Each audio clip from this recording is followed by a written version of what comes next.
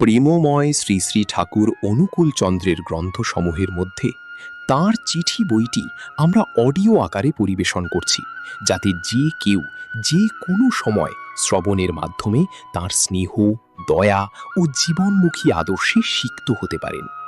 শ্রী শ্রী ঠাকুর অনুকূল চন্দ্রের তাঁর চিঠি বইটিতে শ্রী শ্রী ঠাকুর চিঠি লিখছেন।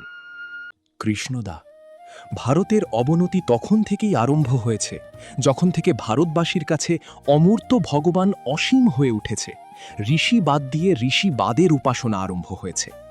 তাই বলি, ভারত যদি ভবিষ্যৎ কল্যাণকে আবাহন করতে চাও, তবে সম্প্রদায়গত বিরোধ ভুলে জগতের পূর্ব গুরুদের প্রতি শ্রদ্ধা সম্পন্ন হও, আর তোমার মূর্ত ও জীবন্ত গুরু বা ভগবানে আসক্ত হও, আর তাদেরই স্বীকার করো যারা তাঁকে ভালোবাসে। কারণ পূর্ববর্তীকে অধিকার করিয়াই পরবর্তীর আবির্ভাব। দিন আমি। নিচের ডেসক্রিপশনে ঠাকুরের প্রতিটি গ্রন্থের ছোট ছোট অডিও ভিডিও ধারাবাহিকভাবে সংযোজিত হয়েছে ও নিয়মিত প্রকাশিত হচ্ছে। ভিডিওগুলিতে ক্লিক করে ঠাকুরের অমৃত রস শ্রবণ করতে পারেন।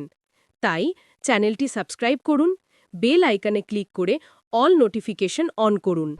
শেয়ার করে অন্য সকলকেও ঠাকুরের অমৃতবাণী শ্রবণের সুযোগ দিন। জয় গুরু।